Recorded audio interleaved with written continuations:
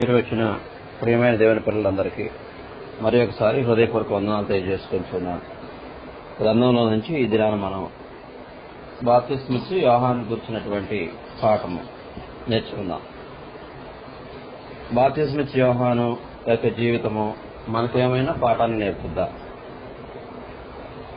గ్రంథంలో నుంచి మనకేమైనా పాఠం నేర్పగలదా? ఆయన యొక్క జీవితం మనకేమైనా పాఠం నేర్పగలదా అనే విషయాన్ని పరిశీలన చేసినప్పుడు ఆయన జీవితం నేడు మనం క్రైస్తవ జీవితంలో మన యొక్క లక్ష్యాన్ని సాధించడానికి ఆయన జీవితం మనకెంతో ఉపయోగపడతా ఉంది. ఆయన జీవితం నుంచి మనం ఆ గొప్ప పాఠాన్ని నేర్చుకోవచ్చు. నువ్వు నిత్యజీవాన్ని స్వతంత్రించడానికి ఆయన జీవితం నీకు ఒక పాఠంగా ఉపయోగపడుతూ ఉంటుంది. ఎవరి జీవితం? బాప్తిస్మిచ్చి యోహాను యొక్క జీవితం. ఇంతకు ఎవరి బాప్తిస్మిచ్చి యోహాను అంటే, ఇతని గురించి ముందుగానే ప్రవక్తలు ప్రవచించారు. ధర్మశాస్త్రంలో ప్రవక్తలు ముందుగానే ప్రవచించారు. ఇతను ఎవరు అంటే జకరియా ఎలిజబెతుల కుమారుడు. వాస్తవానికి వీరిరువురు వృద్ధాప్యానికి వచ్చి ఉన్నారు. వృద్ధాప్యానికి వచ్చినా సరే, వృద్ధాప్యానికి వచ్చినప్పటికీ ఇంకా వారికి పిల్లలేరు. ఎవరికి? జకరియాకి, ఎలిజబెతులకు పిల్లలేరు. జకరియా అనేటువంటి ఈయన దేవాలయంలో యాజకత్వం నిర్వహిస్తూ తన తరగతి క్రమం చొప్పున తాను ధూపం వేయటానికి లోపలికి వెళ్ళాడు. దేవాలయంలోకి వెళ్ళిపోయాడు. ఈయన దేవాలయంలోకి వెళ్ళిపోయినప్పుడు ఒక దేవదూత తనకు ప్రత్యక్షం. దేవదూత ఎవరికి ప్రత్యక్షమైన? ధూపం వేయడానికి వెళ్ళిన వ్యక్తికి, జకరియాకు ప్రత్యక్షమే మాట ప్రకటిస్తుంది. జకరియాతో నీకు కుమారుడు ఇవ్వబడుతున్నాడు అని చెప్పేసి విషయాలు తెలియజేస్తాడు. విషయాలను తెలియజేసిన తర్వాత తనకు సందేహం వచ్చింది. మేము వయసు గడిచిన వారు, నా భార్య వయసు గడిచిన ఆమె, మాకు పిల్లలు ఇది ఎలా మాకు రూఢి అన్నట్లుగా ఒక సూచనగా మాట్లాడుతూ ఉంటాడు. సందేహం అర్థమవుతుంది నేను చెప్పేది. సందేహంగా అడిగినప్పుడు వచ్చి చెప్పిన దేవదూత ఎవరంటే గబ్రియేలు. దేవదూత పేరేంటది? గబ్రియేలు దేవదూత. కాబట్టి బాబు వినొకసారి, నేను చెప్పే విషయం వాస్తవం, ఇది జరగబోతుంది. నువ్వు దీన్ని నమ్మలేదు కాబట్టి అనుమానంగా మాట్లాడుతున్నావు కాబట్టి ఫలాని కాలం వరకు నువ్వు మౌనంగానే ఉంటావు.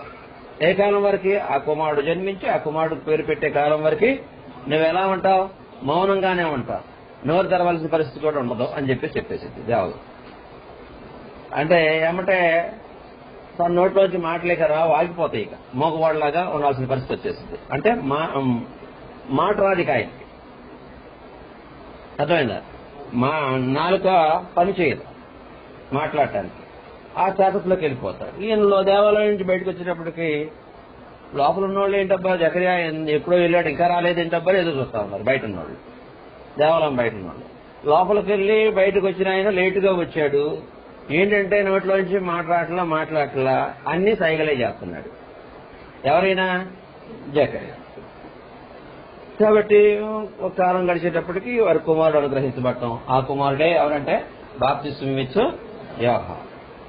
ఇతని గురించి ముందుగా చెప్పబడింది ఏంటంటే, ప్రభు మార్గంను సరళం చేయడి. దేవుడు ఒక మార్గాన్ని ఏర్పాటు చేస్తున్నాడు. ఆ మార్గాన్ని సరళం చేయడానికి ప్రభు అయిన యేసు కంటే ముందుగా పంపబడిన వ్యక్తి. మనం లేఖనాలు పరిశీలన చేసినట్లయితే 6 నెలలు డిఫరెన్స్ ఉండేది అనమాట ఇరువురికి. ఎవరికి? ప్రభు అయిన యేసు జన్మించడానికి, బాప్తిస్మిచ్చి యోహాను జన్మించడానికి. మొదట బాప్తిస్మిచ్చి యోహాను జన్మిస్తాడు, వాటి తర్వాత ప్రభు అయిన యేసు జన్మించాడు. 6 నెలల డిఫరెన్స్ లో. అంతేందుకు ఈమె గర్భం ధరించి 6వ మాసం అయింది. ఎవరో ఎలిజబెత్ గర్భం ధరించి 6వ మాసం అయింది. అరణ్యంలో కొండ ప్రదేశంలో ఉంటుందేమా. ఏమని చూడటానికి మరియ గారు ఎక్కడికి వెళ్ళుద్ది? మామూలుగా తన బంధువుల ఇంటికి వెళ్ళుద్ది. బంధువుల ఇంటికి వెళ్ళినప్పుడు ఈమె దగ్గరికి వెళ్ళిపోయింది. ఎవరి దగ్గరికి? ఎలిజబెత్ దగ్గరికి వెళ్ళినప్పుడు ఇద్దరు వందనం చెప్పుకుంటారు. ఇద్దరు వందనం చెప్పుకున్నప్పుడు మరియ యొక్క వందన వచనం విన్న వెంటనే ఎలిజబెత్ యొక్క గర్భంలో ఉన్న శిశువు గంతులు వేసిందండి. ఆమె యొక్క వందన వచనం విన్నామంటే ఎలిజబెత్ గర్భంలో ఉన్నటువంటి శిశువు ఎవరు? ఆ శిశువు బాప్తిస్మిచ్చి యోహాను గంతులు వేసిందంట. గర్భంలో ఉన్న శిశువు గంతులు వేసిందంట. ఇది ఆమె తెలియజేస్తా ఉంది. ఎవరు? ఎలిజబెత్ తెలియజేస్తారు. కాబట్టి ఈ విషయాలు మనం పరిశీలన చేసినప్పుడు ఈ బాప్తిస్మిచ్చి యోహాను ఎవరో అనేటువంటి చరిత్ర మనం చూసాం. ఇతని గురించి ముందుగా ప్రవచించబడింది అంటే ప్రవచించబడింది. అరణ్యంలో ప్రకటించి ఒకని యొక్క శబ్దము అనే విషయాన్ని తెలియజేస్తా ఉంటాడు. దేవుని గురించి విషయాలను తెలిపేటటువంటి ఒకని యొక్క శబ్దము, ప్రభు యొక్క మార్గాన్ని సరళం చేసే వ్యక్తి, అంటే సిద్ధపరిచేటటువంటి వ్యక్తి, ప్రభు అయిన యేసుకు ముందుగా పంపబడినటువంటి వ్యక్తిగా బాప్తిస్మిచ్చి యోహాను గురించి చెప్పడం జరిగింది. ఈ విషయాలు మనము యోహాను సువార్త 1వ అధ్యాయం 19-20 వచనాల్లో ఈయన సిద్ధపడి వాక్యాన్ని ప్రకటిస్తున్నప్పుడు వీళ్ళు వస్తారు, పరిసయ్యులు శాస్త్రులు వచ్చేసి ఈయన ప్రశ్నిస్తూ ఉంటారు. ఇంతకు నువ్వెవరవే, ఎవరు నువ్వు అని చెప్పేసి ఎవరిని ప్రశ్నిస్తూ ఉంటారు? బాప్తిస్మిచ్చి యోహాన్ని ప్రకటిస్తూ ఉంటారు. బాప్తిస్మిచ్చి యోహాన్ని ప్రశ్నిస్తూ ఉంటారు, నువ్వెవరవయ్యా అని చెప్పేసి. నీవెవడవని అడుగుటకు యూదులు యెరూషలేము నుండి యాజకులను లేవీయులను యోహాన్నకు పంపినప్పుడు అతడిచ్చిన సాక్ష్యం ఇదే. అతడు ఎరుగననక ఒప్పుకొనెను, క్రీస్తును కానని ఒప్పుకొనెను. కనుక వారు మరి నీవెవరు, నీవు ఏలియావా అని అడుగ్గా అతడు కానను, నీవు ఆ ప్రవక్తవా అని అడుగ్గా కానని ఉత్తరమిచ్చాను. కాబట్టి వారు నీవెవరు, మమ్ము పంపిన కనుక అతను అడిగింది. అందుకు అతడు ప్రవక్త అయిన యెషయా చెప్పినట్టు నా గురించి ముందుగా చెప్పబడింది, నాకంటే ముందుగా 100 సంవత్సరాల ముందు ఉన్నటువంటి ప్రవక్త ఒక మాట తెలియజేశాడు నా గురించి. ఎవరైనా? యెషయా. ప్రవక్త అయిన యెషయా చెప్పినట్టు నేను ప్రభువు త్రోవను సరళము చేయుడి అని అరణ్యంలో ఎలుగెత్తి చెప్పు ఒకని శబ్దము. అరణ్యంలో ఎలుగెత్తి చెప్పు ఒకని శబ్దము. కాబట్టి ఎవరో అంటే ప్రభు త్రోవను సరళం చేయుడి అని అరణ్యంలో ఎలుగెత్తి చెప్పే ఒక శబ్దం. ఎవరైనా? బాప్తిస్మిచ్చి యోహాను అనే విషయాన్ని తెలియజేస్తా ఉంటాడు. మనము 23వ వచనంలో ఈ విషయాలు కనపడతా ఉంటే చదువుకున్నాం. అది ఈయన గురించి యెషయా గ్రంథం 40వ అధ్యాయం 3-4 వచనాల్లో యెషయా ప్రవక్త ప్రవచించిన మాటలు కనపడతా ఉంటాయి. యెషయా గ్రంథం 40వ అధ్యాయం 3-4 వచనాలు. ఆలకించుడి, అడవిలో ఒకడు ప్రకటించుతున్నాడు. ఎక్కడంట? అడవిలో ఒకడు ప్రకటించుతున్నాడు. చదవండి. యెషయా గ్రంథం 40వ అధ్యాయం 3-4 వచనాలు. ఆలకించుడి, అడవిలో ఒకడు ప్రకటించుతున్నాడు. ఎట్లనగా అరణ్యములో యెహోవాకు మార్గము సిద్ధపరచుడి, ఎడారిలో మా దేవుని రాజమార్గము సరళము చేయుడి. ప్రతి లోయను ఎత్తు చేయవలెను, ప్రతి పర్వతమును ప్రతి కొండను అణచవలెను. వంకరవి చక్కగాను కరుకైనవి సమముగాను ఉండవలెను. యెహోవా మహిమ బయలుపరచబడును, ఒకడును తప్పకుండా సర్వశరీరులు దాన్ని చూసేది. కాబట్టి విషయాలన్నీ కూడా ఈ ప్రవక్త ఇక్కడ ప్రవచించింది ఎవరి గురించి అంటే బాప్తిస్మిచ్చి యోహాను గురించి. కాబట్టి బాప్తిస్మిచ్చి యోహాను యొక్క పూర్వ చరిత్రను మనం చూసాం. ఆయన యొక్క స్థితిగతులు ఏంటి, ఆయన ఎక్కడ పుట్టాడు ఏంటనే విషయం ఆయన గురించి ముందుగానే చెప్పబడింది. ముందుగానే చెప్పబడిన దానికి సిద్ధపడే విధంగా తను సిద్ధపరచుకున్నాడు. తన తల్లిదండ్రులు తనను సిద్ధపరిచారు. తన తల్లిదండ్రులు తమ కుమారుడైనటువంటి యోహాన్ని సిద్ధపరిచారు. నేడు ఎంతమంది తల్లిదండ్రులు ఈ ఉద్దేశంతో ఉంటారు? నేడు ఎంతమంది తల్లిదండ్రులు తమ పిల్లల్ని ఈ క్రమంలో సిద్ధపరచాలనుకుంటారు? ఇక్కడ ఉన్నటువంటి ప్రతి మానవుని గురించి కూడా గ్రంథంలో రాయబడి ఉంది. ఎక్కడ ప్రతి మనిషిని గురించి కూడా గ్రంథంలో రాయబడి ఉంది. నిత్యజీవం ఉందనే విషయం గ్రంథంలో రాయబడి ఉంది. దానికోసం ప్రతి తల్లి తన పిల్లల్ని ఆయత్తపరచాల్సిన అవసరం ఉంది. తాము ఆయత్తపడవలసిన అవసరం ఉంది. తాము సిద్ధపడాలా, తమ పిల్లల్ని దాని నిమిత్తమే సిద్ధపరచాల్సిన అవసరం ఉంది. ఆ క్రమంలో తమ తల్లిదండ్రులు, ఎవరి తల్లిదండ్రులు? బాప్తిస్మిచ్చి యోహాను యొక్క తల్లిదండ్రులు తమ పిల్లవాడైనటువంటి బాప్తిస్మిచ్చి యోహాను యొక్క తల్లిదండ్రులు యోహానుని సిద్ధపరిచారు. ఎక్కడ పెరిగాడు ఈ మనిషి అంటే తాను ఎదిగినంత కాలము అరణ్య ప్రదేశాల్లోనే ఉన్నాడు. అరణ్య ప్రదేశంలోనే ఉన్నాడు. తనకు ఇప్పుడు చుట్టుపక్కల కామంచి కళ్ళు పల్లెటూరులా కనపడుతుంది, లేకుంటే ఇటు పక్కన ఇంకేదో చుట్టుపక్కల చాలా పల్లెటూరులు ఉన్నాయి. ఆ పల్లెటూరులో ఉండి చూసే వాళ్ళకి ఖమ్మం చూసినప్పుడు అబ్బా ఖమ్మంలో ఉంటే ఎంత బాగుండదు, ఖమ్మంలో ఉంటే ఎంత బాగుండదు, అన్ని మనకు దగ్గరలో ఉంటాయి కదా అనే ఫీలింగ్స్ లో ఉంటాయా ఉండవా? ఉంటా. కానీ ఈ పిల్లోడు దేని నిమిత్తం దేవుడు పెంచాలన్నాడనేది జకర్యాకు తెలుసు, ఎలిజబెత్కి తెలుసు. కాబట్టి ఈ పిల్లోడిని ఎలా పెంచాలని ఎరిగిన వారై దేవుని యొక్క భయభక్తులతో ఆ పిల్లోడిని పెంచడం అనేది జరిగింది. ఇప్పుడు బాప్తిస్మం యొక్క యోహాను జీవితాన్ని మనం పరిశీలించేటప్పటికి అతను ఎలా ఉన్నాడంటే, లోలత గల అరణ్యంలో మనిషి మాట్లాడితే లేచిన కాడి నుంచి నేనేంటి, నా పరిస్థితి ఏంటి, ఇంకా నా సిచ్యుయేషన్ ఏంటి, నా స్టేటస్ ఏంటి, నేను ఎట్లా ఎదగాలి ఏంటి అని చెప్పేసి ఆలోచన చేసేటువంటి రోజుల్లో అర్థమైందా, నిత్యము ఆ క్రమంలో ఆలోచన చేసే స్థితిలో ఉన్నటువంటి లోకంలో అతనేం చేశాడంటే తను నిరాకరించుకున్నాడు. నథింగ్, అసలు ఏమీ అవసరం లేదు అన్నట్టుగా తన జీవితాన్ని చూపిన వ్యక్తి. మనము ఏం ఆలోచన చేస్తామంటే కొంచెం కఠినంగా ఉండే ఆహారాలు తినడానికి వెనకాడుతూ ఉంటాం. లేకుంటే ఆహారం కోసం కడుపు మార్చుకోవడానికి వెనకాడతామా? ఆహారం లేక కడుపు మార్చుకోవడానికి. ఆహారం లేదనుకో, ఫర్ ఎగ్జాంపుల్ వెళ్ళాలి, ఎక్కడికో వెళ్ళాలి, కడుపు మార్చుకోవాల్సి వచ్చింది, పరిస్థితులు ఉన్నాయి, అక్కడ సిద్ధపడతామా? సరే, సిద్ధపడే తత్వాలు ఎలా ఉన్నాయో. ఈయన మాత్రం పరిస్థితి అలానే దేవుని కోసం తన శరీరాన్ని తాను ఆయత్తపరచుకుంటున్నాడు. ఒకనొక వయసు వచ్చేటప్పటికి అరణ్యంలో ఉన్నాడు, సిటీకి వెళ్ళాలి, అక్కడ బతకాలనే ఫీలింగ్ లో ఆయన లేదు. ఎవరైనా బాప్తిసం ఇచ్చు యోహాను, నా బాధ్యత ఇది, నా దేవుడు నాకు ఈ పని చేయమని చెప్పాడు, ఆ పని ఏం చేయాలంటే నేను ఎట్లా ఉండాలని చెప్పేసి తన శరీరాన్ని తాను నిరాకరించుకున్నట్టుగా కనపడతా ఉండేది ఆయన జీవితంలో. మత్తయి సువార్త 11వ అధ్యాయము 18వ వచనం చూసినప్పుడు ప్రభువైన యేసు బాప్తిసం ఇచ్చు యోహాను గురించి మాట్లాడుతూ ఉంటారు.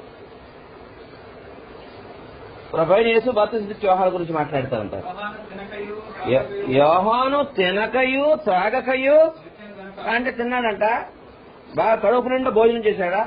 వేటాడి ఆహారాన్ని సంపాదించుకున్నాడు, కడుపు నిండా భోజనం దొరుకుద్దా? నేను చెప్పే విషయం అర్థమవుతుందా? వేటాడి ఆహారం సంపాదించుకునే వాడికి కడుపు నిండా భోజనాలు దొరుకుతాయా? దొరకాలి కదా. అది దొరికినప్పుడు మాత్రమే అర్థం అనుకోవడం ఉంటాను. కాబట్టి అతని భోజనం ఏంటంట, ఆయన తినకయు తాగకయు వచ్చాను. ఆయన తిన్నాడంట. ఏం తిన్నాడంటే ఆయన గురించి మాట్లాడితే మత్తయి సువార్తలో ఏం తెలియజేస్తా ఉంటాడు. చూడండి ఒకసారి. నాటి సమాజం ఏముందంటే ఆయన చెప్తున్న మాటల గురించి కూడా ఆయన కూడా ఏమన్నారంటే ఇది దెయ్యం పెట్టినవాడు అన్నారు. నెక్స్ట్ ఇంకా మనం చూసేటప్పటికి మత్తయి సువార్త 3:4 చూడండి ఒకసారి. యోహాను ఒంటె రోమముల వస్త్రమును మొల చుట్టూ తోలు దట్టియు ధరించుకొని వాడు మిడతలను అడిగితేనేయో, మిడతలు అడిగితేనే ఆహారం. ఇతని ఆహారం ఏంటంట, ఎవరు ఆయత్తపరుచుకుంటారు? వాస్తవానికి ఈ జకర్యా రెడీ అవుతుంది. జకర్యా ఆ క్రమంలో బ్రతికిన వ్యక్తి ఏం కాదు. జకర్యా తన తండ్రి ఆ క్రమంలో బ్రతికిన వ్యక్తి కాదు. విషయం అర్థమవుతుందా? యోహాను భూమి మీదకి వచ్చి పెరిగి పెద్దవాడు అయిన తర్వాత తాను దేవుని పని నిమిత్తం తన శరీరాన్ని తాను నిరాకరించుకున్నాడంటే. బయటికి వెళ్ళాలి, నేను బాగా కష్టపడాలా, పని చేయాలా, సంపాదించుకోవాలా, మంచి ఆహార పదార్థాలు తినాలా, నా నిమిత్తం నేనా అనేటువంటి యోచన లేదు. నేను ఒక పని నిమిత్తం వచ్చా, ఆ పని జరిగించడానికి నేను ఎలా ఉండాలా అనేది యోచన చేయగలిగిన వాడే తాను నిరాకరించుకున్నాడు. నేడు తమ్మును తాము ఎంతమంది నిరాకరించుకోగలరు? విషయం అర్థమవుతుందా? నిత్య జీవాన్ని స్వతంత్రించుకోవటం కోసం తమ్మును తాము ఎంతమంది నిరాకరించుకోగలరు? అంటే అడవుల్లోకి వెళ్ళి అడిగితే ఏంటండి మిడతలతో అని కాదు. అదే ఎక్కడైతే నాకు పాపం అంటుందో, ఎక్కడైతే నాకు దుష్టత్వం ఉంటుందో అనే విషయం ఎరిగి వాటి నుంచి దూరంగా ఉండి బ్రతకటం. విషయం అర్థమవుతుందా? దుష్టత్వం గాని పాపం గాని అంటనేయకుండా ఉండే విధంగా బ్రతుకు. ఇది శరీరేచ్ఛ. శరీరేచ్ఛే కదా అక్కడ. శరీరేచ్ఛ ఏంటి? కావలసిన ఆహార పదార్థాలు. ఎంతో గొప్ప ఆహార పదార్థాలు కావాలి నాకు. రుచికరమైనటువంటి భోజనాలు నా శరీరానికి అవసరం అని చెప్పేసి ఇక్కడ ఉన్నటువంటి మనమందరం కోరుకునేటువంటి వాళ్ళని.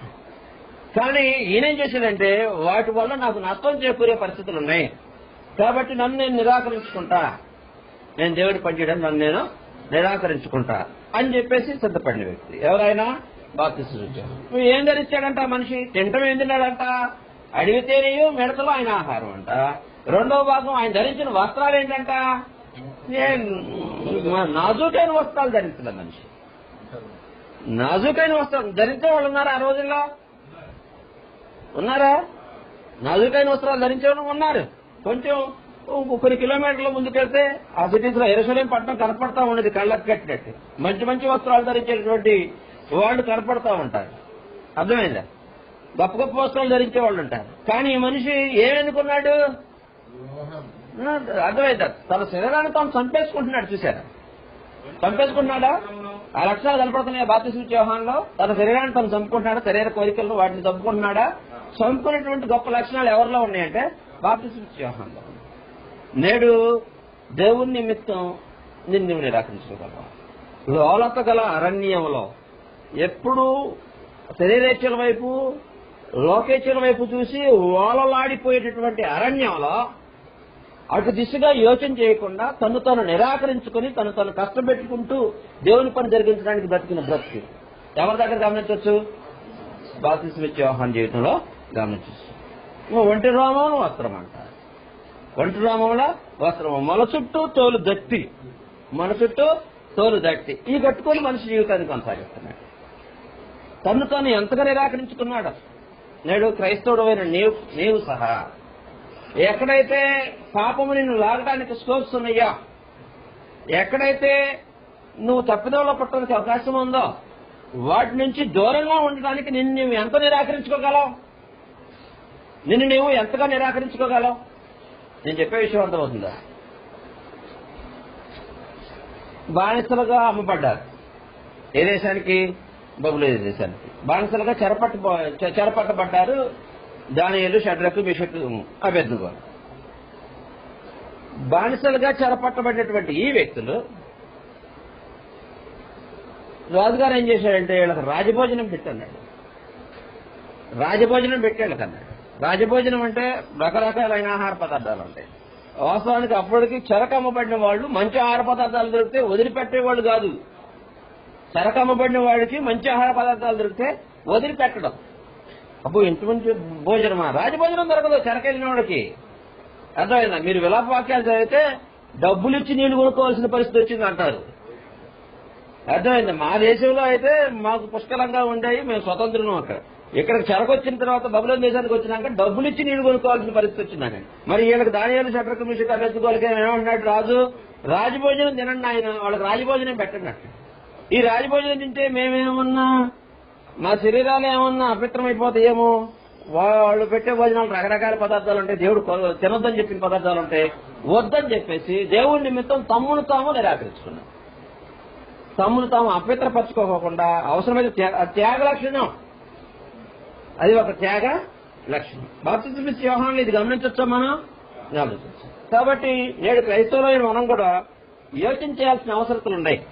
బాప్తిస్మం ఇచ్చే యోహాను ఏ విధంగా తను తాను నిరాకరించుకున్నాడో నేడు నీవు కూడా నిన్ను నీవు నిరాకరించుకోవాలా? ఏ విషయాలు నిన్ను నిత్యజీవం నుంచి వేరు చేస్తాయో ఆ విషయాలను వెరిగినప్పుడు ఆ విషయాలకి దూరంగా ఉండి వాటిని చంపివేయడానికి నువ్వు జీవితాన్ని కొనసాగించాల్సిన అవసరత, జాగ్రత్త పడాల్సిన అవసరత ఉన్నది. అర్థమైందా? బాప్తిస్మం ఇచ్చే యోహాను గురించి ఎట్లయితే ప్రవచనం వచ్చిందో ఒక క్రైస్తవుని గురించి కూడా ఎలా ఉండాలని చెప్పేసి అనేక విషయాలు గ్రంథంలో ఉన్నాయి. ఒక క్రైస్తవుడు కూడా ఎలా ఉన్నప్పుడే నిత్యజీవాన్ని స్వతంత్రించుకోగలనే విషయాలు గ్రంథంలో అనేకం ఉన్నాయి.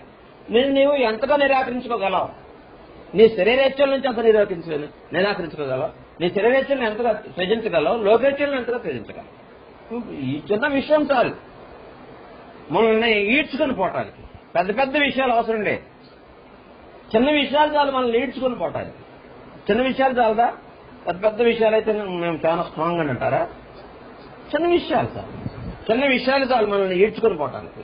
ఏమన్నా ఈడ్చుకొని పోయిద్దా పాపము? ప్రతివాడిని తన స్వకీయమైన నిరాశల వలన మరలు కొల్పబడిన వారే ప్రతివాడిని తన స్వకీయ దురాశల వలన ఏడవబడి మరల కొల్పబడి మరలు కొల్పబడి. ఏడవబడి అంటే ఈడ్చుకొని పోవటమే. సొంత దురాశలు మనిషిని ఈడ్చుకొని పోతాయి అంటే ఈడ్చుకొని పోతా ఉంటాయి. వీటిని నీవు నిరాకరించే సామర్థ్యం నీ దగ్గర ఉందా? వీటిని డెవలప్ చేసుకోగలవా? అర్థమైందా? కాబట్టి వీటిని డెవలప్ చేసుకున్నప్పుడే నిత్యజీవాన్ని స్వతంత్రించగలవు. మనకు బాప్తిస్మ యోహాను యొక్క జీవితం మనకు ఒక ఆదర్శం. తన గురించి చెప్పండి మాట నెరవేర్చడానికి తాను ఎంతగా నిరాకరించుకున్నాడో అనే విషయం గ్రంథం కూడా మనకు తెలుపుతున్న మాట ఏంటంటే మత్తయి సువార్త 16:24 మత్తయి సువార్త నేను కూడా మనల్ని మనం ఉపేక్షించుకోవాల్సిన అవసరం ఉంది. మత్తయి సువార్త 16:24 యేసు ప్రభువు చెబుతున్న మాటలు. అప్పుడు యేసు తన శిష్యులను చూచి ఎవడైనను నన్ను వెంబడింప గోరిని ఎడల తన్ను తాను ఉపేక్షించుకొని ఇంకా నేనున్నా అని చెప్పేసి అని యోచన చేసుకుంటే కుదరదు క్రైస్తవుడయ్యి. నా శరీరం ఏంటి, నా బాగోగులేంటి, అర్థమైందా, నేనంత గొప్ప అంత హైలైట్ ఇట్లా అని చెప్పేసి యోచన చేసుకుంటా ఉంటే కుదరదు. వాటినన్నింటినీ త్యజించాల్సిన అవసరం ఉంది. కాబట్టి ఏమన్నాడంటే అక్కడ ఎవడైనాను మళ్ళీ చదవండి పర్ఫెక్ట్. యేసు తన శిష్యులను చూసి ఎవడైనాను నన్ను వెంబడింప గోరిని ఎడల తన్ను తాను ఉపేక్షించుకుని తన సిలువను ఎత్తుకొని నన్ను వెంబడించాలన్నాడు. ఉపేక్షించుకోవాలన్నాడా? తను తాను ఉపేక్షించుకోవాలన్నాడు. అర్థమైందా? కాబట్టి నేడు బాప్తిస్మ యోహాను ఉపేక్షించుకున్నాడా? తను తాను ఉపేక్షించుకున్నాడా? ఉపేక్షించాడు. నేను అంతవరకు ఉపేక్షించగలం. ఒకసారి యోచన చేయగలగాల. మనం ఉపేక్షించుకుని జీవితాలను కొనసాగించేవాడమై ఉండాలి. నిత్య జీవమే హద్దుగా, అర్థమైందా? నిత్య జీవమే నీ లక్ష్యంగా జీవితాన్ని కొనసాగించేవాడు ఏం చేస్తాడు? తాను ఉపేక్షించుకుంటాడు. ఆ క్రమంలో జీవితాన్ని కొనసాగించాలి. మనకి ఎవరు కనపడతారు? గ్రంథంలో అనేక మంది కనపడతా ఉంటారు. భక్తులైన వాళ్ళందరూ ఆ క్రమంలో బ్రతికిన వాళ్లే. మోషేని అడుగు, ఏం మోషే ఏమైనా ఉపేక్షించుకున్నావంటే సింహాసనాన్ని అసలు లెక్క చేయలే, తీసి పక్కన పడేశానన్నాడు. ఐగుప్తు దేశం సింహాసనాన్ని లెక్క చేయలే, తీసి పక్కన పడేశానన్నాడు. క్రీస్తు విషయం నింద భరించడానికి సిద్ధపడ్డా అన్నాడు. అంతే అన్నాడా? క్రీస్తు విషయమే నింద భరించడానికి సిద్ధపడ్డా అన్నాడు. అర్థమైంది? గొప్ప భాగ్యం అని ఎంచుకున్నా నింద పడటం. కాబట్టి విషయాన్ని యోచన చేసినప్పుడు ఆ క్రమంలో నీవు త్యాగం చేసుకోగలవా? నీ ముందు గొప్ప బహుమతి వస్తుంది. అది క్రీస్తుల నుంచి నిన్ను తొలగ చేసే బహుమతి. నీవు దాన్ని విసర్జించగలవా? విసర్జించగలిగితే నీవు ఉపేక్షించుకున్నావా?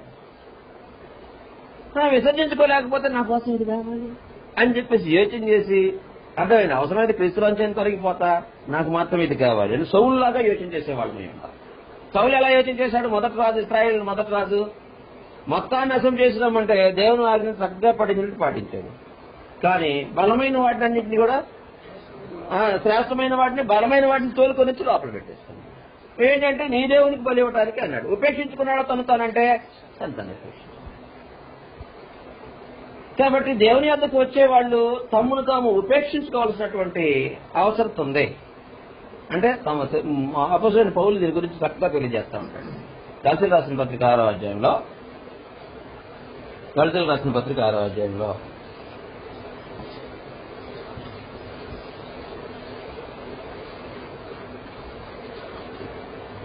తీసారా? 6వ అధ్యాయం 14 వచ్చింది. అయితే మన ప్రభు అయిన యేసుక్రీస్తు శిలువ యందు తప్ప మరి దేని యందునో అతిశయించుట నాకు దూరమవును గాక. అర్థమైందా? మనుషులకు అతిశయం కలుగుతూ ఉండద్దా? కలగడానికి స్కోప్స్ ఉన్నాయి, కలగడానికి అవకాశాలు ఉన్నాయి. అర్థమైందా? నిన్ను లాగేస్తుంది లోకం. రకరకాలైన పన్నాగాలు పని నిన్ను లాగేస్తా ఉండదు. బహు జాగ్రత్తగా ఉండాల్సిన అవసరం. కాబట్టి ఏమంటే మన ప్రభు అయిన యేసుక్రీస్తు శిలువ యందు తప్ప మరి దేని యందును అతిశయించుట నాకు దూరం అవును గాక. దాని వలన నాకు లోకమును లోకమునకు నేనును సిలువ వేయబడి ఉన్నాను. ఏం చేశాడంట? నాకు లోకమునకు లోకం వచ్చి నా కోరిక నువ్వు నెరవేర్చినాయా అని అపోస్తలుడైన పౌలుని అడిగితే, నేను ఎప్పుడో సిలువ వేసేసే కదా, నిన్ను చంపేసే కదా, నీకు నాకు సంబంధం లేదు కదా అని చెప్పేసి అనేస్తాడు. ఒకవేళ లోకాన్ని అడిగే వరకు ఏంటి అపోస్తలుడైన పౌలు గురించి ఏంటనంటే, ఆయన మావోడు కాదని, లోకమేమరద్ది ఆయన మావోడు కాదని అర్థమైందా? నేను లోకమునకును లోకం నాకును ఏం చేయబడి ఉన్నామంటే సిలువ వేయబడి ఉన్నాం అని చెప్పేసి. కాబట్టి ఈ విషయాలు మనం పరిశీలన చేసినప్పుడు లోకేచ్ఛలు, శరీరేచ్ఛలు, లోకేచ్ఛల్లోనే శరీరేచ్ఛలు ఇమిడాడు. ఏమంటాడు? లోకమును దాని ఆశ్చర్యం గతించదని చెప్పేసి అనే విషయాన్ని తెలియజేస్తుంటాడు. యాకోబు రాసిన పత్రిక 4వ అధ్యాయం ఏమంటాడంటే, వ్యభిచారిణులారా, ఈ లోక స్నేహము దేవునితో వైరమని మీరు ఎరగరా? ఈ లోక స్నేహం దేవునితో వైరమని మీరు ఎరగరా అని చెప్పేసి మాట్లాడతారు. కాబట్టి ఎవడు ఈ లోకంతో స్నేహం చేయను వాడు దేవునికి శత్రువు వదులు అన్నాడు లోకేచ్ఛ. కాబట్టి లోకేచ్ఛను విసర్జించాడు బాప్తిస్మిచ్చే యోహాను, విసర్జించాడు. విసర్జించడం అంటే తను నిరాకరించుకోవటం, తమను తాము నిరాకరించుకోవటం ఆ మాట యొక్క ఉద్దేశం. ప్రభువైన యేసును మనం చూసినప్పుడు కూడా ప్రభువైన యేసు జీవితంలో ఈ లోకానికి సంబంధించిన దేన్నైనా నెరవేర్చడానికి ఆయన ఇష్టపడలా. లోకేచ్ఛలను తన శరీరం ద్వారా జరిగించడానికి ఆయన ఇష్టపడలా. తన శరీరంలో శరీరేచ్ఛల్ని కొనసాగించాలి, వాటిని జయించాడు. ప్రభువైన యేసు వాటిని జయించినట్లుగా మనకు కనపడతాం. కాబట్టి గ్రంథం ఏమంటుందంటే, బాప్తిస్మ యోహాను యొక్క జీవితాన్ని మనం పరిశీలన చేసినప్పుడు లోలత గల అరణ్యంలో, అంటే మనుషులు వాలనాడిపోయేటటువంటి పరిస్థితులు ఉన్నటువంటి అరణ్యంలో తాను నిరాకరించుకున్న వ్యక్తిగా బాప్తిస్మ యోహాను కనపడుతున్నాడు. నీవు నిరాకరించుకోగలవా? ప్రశ్న. నీవెలా ఉన్నావు? నిన్ను నీవు నిరాకరించుకోవాల్సిన స్టేటస్ లోకి రాగలవా? కాబట్టి గ్రంథం ఈ విషయాలు తెలియజేస్తుంది. అందుకని అపోస్తలుడైన పౌలు అనేక సందర్భాల్లో మాట్లాడుతూ ఉంటారు. మనం కొరింథీయులకు రాసిన మొదటి పత్రిక 9వ అధ్యాయం 27 వచ్చిన అనుకుంటాను. కొరింథీయులకు రాసిన మొదటి పత్రిక 9వ అధ్యాయం, గాలిని కొట్టినట్టు నేను వ్యర్థంగా పోట్లాడట్లేదు కానీ అన్నట్టు. ఈ వ్యర్థంగా ఒకవేళ ఇతరులకు ప్రకటించిన తర్వాత నేనే భ్రష్టుడిని అయిపోదునేమో అని నా శరీరం నలగొట్టి దాన్ని లోపరుచుకుంటుంది. ఎందుకు నలగొట్టాల్సి వస్తుంది? లోపరుచుకుని నిమిత్తం నలగొట్టాలి. బాప్తిస్మ యోహాను నలగొట్టుకున్నాడు, శరీరాన్ని నలగొట్టుకున్నాడు అంతే. మంచి ఆహార పదార్థాలు దొరికే ప్రదేశాలు లేవా? ఉన్నాయి, కానీ వాటి నిమిత్తం పరిగెత్తరా. నేను చెప్పే విషయం అర్థం అవుతుందా? మంచి వస్త్రాలు లేవా? ఉన్నాయి. తాను నిరాకరించుకుని దేవుని పని నిమిత్తం బ్రతికినటువంటి వ్యక్తిగా ఎవరు కనపడుతున్నాడంటే బాప్తిస్మ యోహాను కనపడుతున్నాడు. నీవెలా ఉన్నావు? నిన్ను ఏదైనా ఒక అతిశయం దేవుని నుంచి వేరు చేసే పరిస్థితులు వస్తుంటే వాటిని నువ్వు జయించే స్టేటస్ లోకి ఎదుగుతున్నావా? ఒకసారి యోచన చేయాల్సిన అవసరంలో ఉన్నాయి. గ్రంథం ఈ విషయాన్ని తెలియజేస్తుంది బాప్తిస్మ యోహాను గురించి. ఇంకా ఒక విషయం చూసాం, బాప్తిస్మ యోహాను యొక్క జీవితం నుంచి ఒక పాఠం నేర్చుకున్నాం. ఏంటి ఒక విషయం? అది తాను ఉపేక్షించుకోవటం. నేడు మనం క్రైస్తవులైన మనం కూడా మనల్ని మనం ఉపేక్షించుకోవాలా. అర్థమైనా? మనల్ని మనం ఉపేక్షించుకోవాలా అనే విషయాన్ని తెలియజేస్తున్నాం. అంటే శరీరాలని లోకేచ్ఛల్ని శరీరేచ్ఛల్ని ఏం చేయాలా? సిలువ వేయాలా, నల్లగొట్టేసేయాలా. వాటిని మన ద్వారా జరిగింది. ఈ శరీరానికి ఏది కోరిక అంటే లోకం ఏది కోరిద్దో దాన్ని అమితంగా ప్రేమించేటువంటి ఒక ఇష్టం శరీరంలో ఉంటుంది. దాన్ని జయించాల్సిన అవసరత నీకుంది. అందుకని ఏమిటంటే ఆత్మానుసారంగా జీవించండి, అప్పుడు శరీరేచ్ఛ నెరవేర్చబడదు అని చెప్పేసి అంటే. కాబట్టి ఈ పాఠం నేర్చుకోవచ్చు బాప్తిస్మ యోహాను యొక్క జీవితం. నెక్స్ట్, సెల్ఫ్ సాటిస్ఫాక్షన్, ఆత్మసంతృప్తి అనే అరణ్యంలో నీ శీలాన్ని మార్చుకో అనేటువంటి ఒక ప్రకటన, గొప్ప ప్రకటన. బాప్తిస్మ యోహాను యొక్క జీవితం నుంచి మనకు కనపడేది ఏంటంటే ఆత్మసంతృప్తి అనేటువంటి అరణ్యంలో లేచిన కాడి నుంచి ప్రతి మనిషి self satisfaction, I have satisfied అని చెప్పేసి మాట్లాడుతూ ఉంటారు చూసారా. సెల్ఫ్ సాటిస్ఫాక్షన్, ఎప్పుడు సెల్ఫ్ సాటిస్ఫాక్షన్ వైపు పరుగులెత్తేటువంటి మనుషులకి ఏం తెలియజేస్తుందంటే ఆయన మాట, నీ జీవితాన్ని మార్చుకో అనేటువంటి ఒక ప్రకటన, దేవుని యొక్క ప్రకటన, దేవుని యొక్క ఉద్దేశాన్ని తెలియజేస్తా ఉన్నాడు మానవ సమాజానికి. కాబట్టి గ్రంథాన్ని చూసినప్పుడు ఈ విషయాలు కనపడతా ఉంటాయి. ఈయన ఎట్లా ఉన్నాడంటే ఎక్కడ బ్రతికాడు?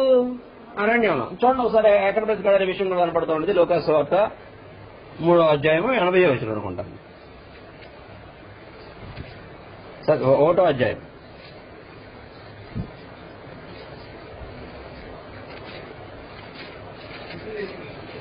లూకాసు వార్త 1వ అధ్యాయము 80వ వచనం చూడండి.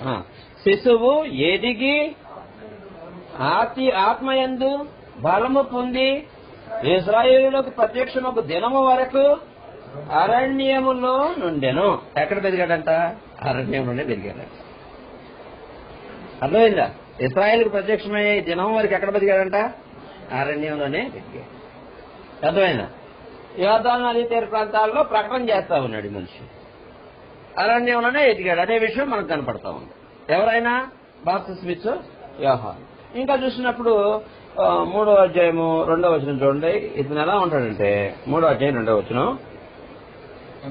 ఇప్పుడు అంటే ఆయన జీవిత కాలంలో ఆయన ఎలా సిద్ధపడ్డాడంటే ఎమ్మటే పుట్టిన కాడి నుంచి ఒకనొక ఊహ వచ్చిన కాడి నుంచి సువార్త ప్రకటించలా. ఊహ వచ్చిన కాడి నుంచి సువార్త ప్రకటించలా. ఎప్పుడు ప్రకటించాడంటే ఎప్పుడైతే దేవుని వాక్యం ఆయన దగ్గరకు వచ్చి ఆయన ప్రకటించడానికి ఎప్పుడు సిద్ధపడి రెడీ అవ్వాలో అన్నప్పుడు అప్పుడు మాత్రమే రెడీ అయ్యాడు. అప్పటి వరకు తను తాను ఆయత్తపరుచుకుంటూ ఉన్నాడు. ఫర్ ఎగ్జాంపుల్ బాక్సింగ్ రింగ్ లో 2 బాక్సర్స్ ఉంటారు. అవతలోడు రెడీగా ఉంటారు. రెడీగా ఉన్నప్పుడు ఎప్పుడు బెల్లు మోగిద్దా, ఎదురోడు మీద విరుచుకు పడాలా అన్నట్టుగా ఇద్దరు సిద్ధపడి ఉంటారు. సరే, బెల్లు టాంగును గంట మోగినామంటే ఇద్దరు ఒకళ్ళ మీద ఒకళ్ళ పడరు. ఆ క్రమంలో రెడీగా సిద్ధపడినట్టుగా దేవుని వాక్యం ఎప్పుడైతే వచ్చిందో ఎమ్మటే అంటే గుద్దులాటకు సిద్ధంగా ఉన్నట్టుగా సత్యవాక్యాన్ని ప్రకటించడానికి నేను రెడీ అన్నట్టుగా ఈ మనిషి రెడీ అయిపోయి ఉన్నాడు. ఎవరైనా బాప్తిస్మిచ్చు యోహాను. 3వ అధ్యాయం 2వ వచనం చూడండి, అక్కడ కనపడుతుంది. అన్నయు కైపాయు ప్రధాన యాజకులుగా ఉన్న కాలంన అరణ్యంలో జకరియా కుమారుడైన యోహాను వద్దకు దేవుని వాక్యము వచ్చి ఏం చేశాడు ఆయన? అంతటా అతడు వచ్చి పాపక్షమాపణ నిమిత్తము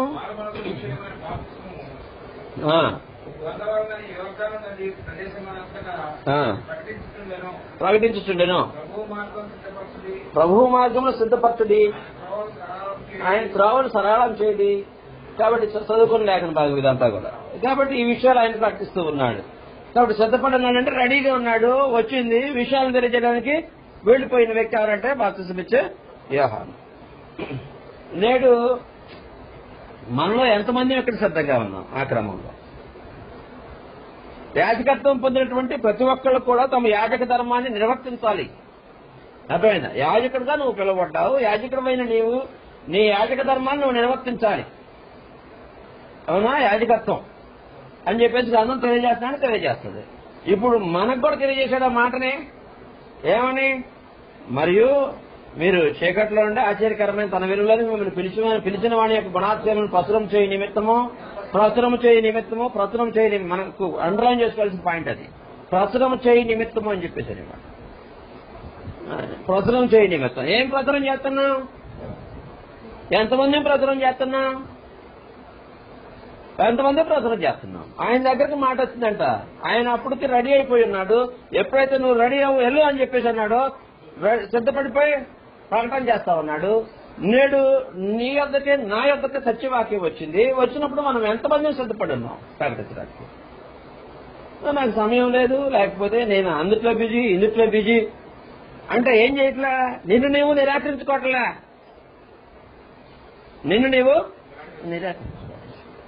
విషయం అర్థమవుతుందా? నిత్య జీవనం కావాలంటే చక్కగా బాప్తిసం పొందారు కదా, వచ్చి కూర్చోండి ఆయన అని చెప్పేసి కూర్చోబెట్టడు. పరలోకంలో కూర్చోబెడతాడా? అలా లేదు. ఎన్నో శ్రమలు పొందారు గొప్ప భక్తులు. అవునా కదా? ఎన్నో శ్రమలు పొందారు గొప్ప భక్తులు. కాబట్టి విషయాలు మనం చూస్తే ఈయన ఎలా ఉన్నాడంటే సిద్ధపడినటువంటి ఒక వ్యక్తిగా ఈయన కనపడతా ఉన్నాడు. ఆయన ప్రకటన కూడా మనం చూసినప్పుడు ప్రకటన చేస్తా ఉన్నాడు. ఎటువంటి ప్రకటన చేస్తున్నాడో చూడండి ఒకసారి. 3వ అధ్యాయంలో లూకాసు వార్త 3వ అధ్యాయం 7-8 వచనాలు చూడండి ఒకసారి. అతడు తన చేత కొంచెం స్లోగా. అతడు తన చేత బాప్తిస్మం పొందవచ్చిన జనసమూహములను చూచి, సర్ప సంతానమా, ఏమంటే సర్ప సంతానమా, రాబో ఉగ్రతను తప్పించుకుంటకు మీకు బుద్ధి చెప్పిన వాడెవడో, మారు మనసుకు తగిన ఫలమును ఫలించుడి. దేవుడు అబ్రహాము మాకు తండ్రి అని మీలో మీరు అనుకోవద్దు. దేవుడు ఈ రాళ్ల వలన అబ్రహాములకు పిల్లలు పుట్టింపగలడని మీతో చెప్పుచున్నాను. విశ్వాసంలో వాళ్ళకు సెల్ఫ్ కాన్ఫిడెన్స్ ఉంది. ఎవరికి? ఇశ్రాయేలీలకి. మేము అబ్రహాం పిల్లలు, మాకు తప్పకుండా వచ్చింది పరలోకం అనేటువంటి ఒక ఫీలింగ్ లో సెల్ఫ్ కాన్ఫిడెన్స్ ఎక్కువ ఉంటుంది. ఎవరికి? యూదులకి. మేము ఎవరు అంటే అబ్రహాం సంతానం అనే ఒక సెల్ఫ్ కాన్ఫిడెన్స్. మేము యూదులు, మొదట మేమే వెళ్ళేది పరలోకానికి అనేటువంటి ఒక టైప్ ఆఫ్ యోచన ఉంటుంది. దేవుడు అసలు మమ్మల్ని నిరాకరించడం అంటే ఒక టైప్ ఆఫ్ ఆలోచనలో ఉంటారు. వాళ్ళ మాటల్లో కూడా అవే కనపడతా ఉంటాయి అంటారు ఎక్కువగా. ఎవరి మాటలో? యూదుల మాటలు. మేము దేవుని పిల్లలం, మా తండ్రి దేవుడు. యేసుప్రభు వారితో చర్చించేటప్పుడు కూడా అనేక సందర్భాల్లో వాళ్ళు ఉపయోగించిన పదజాలకి ఎవరో యూదులు, ఇశ్రాయేలు నోటి నుంచి వచ్చినటువంటి పదాలే. అర్థమైందా? ఆ సెల్ఫ్ కాన్ఫిడెన్స్ తో ఉంటున్నారు. వాళ్ళకి ఏం ప్రకటించాలో అది ప్రకటిస్తున్నాడు. ఏమన్నారంటే, మేము అబ్రహాం పిల్లమని మీలో మీరు అనుకోవద్దు. దేవుడు ఈ రాళ్ల వలన అబ్రహాం, మీరేముంది ఈ రాళ్ల వలన అబ్రహాంకి చూడండి ఒకసారి. దేవుడు ఈ రాళ్ల వలన అబ్రహామునకు పిల్లలు పుట్టింపగలడని మీతో చెప్తున్నాం. దేవుని సామర్థ్యం ఏంటి తెలుసా మీకు? మేము దేవుని పిల్లలు, మేము అబ్రహాం పిల్లలు అని చెప్పేసి ఒక మీలో మీరు చెప్తున్నటువంటి సొంత డబ్బా కొట్టుకునే పరిస్థితుల్లో మీరున్నారు. ఈ పరిస్థితి సెట్ అవ్వదు. దేవుని యొక్క సామర్థ్యం ఏంటంటే, మీరు నిరాకరించే వాళ్ళైతే, దేవుని నిరాకరించే వాళ్ళైతే, ఆయన మాటలను తోసివేసే వాళ్ళైతే, ఈ రాళ్ల వలన దేవుడు అబ్రహాం పిల్లలు పుట్టే వాళ్ళు మీరు దేవుని పిల్లలను ఫీల్ అవడానికి అవకాశమే లేదు అని చెప్పేసి అనే మాట మాట్లాడుతూ ఉంటాడు. ఇంకా చదువుకుంటూ పోయినప్పుడు అక్కడ విషయాలు తెలియజేస్తుంది.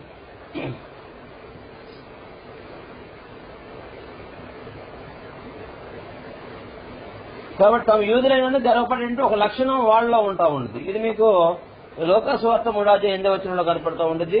లోకాసువార్త 3వ అధ్యాయము 10-14 వచనాల్లో ఏం చేయాలనే విషయాన్ని బోధిస్తూ ఉంటాడు.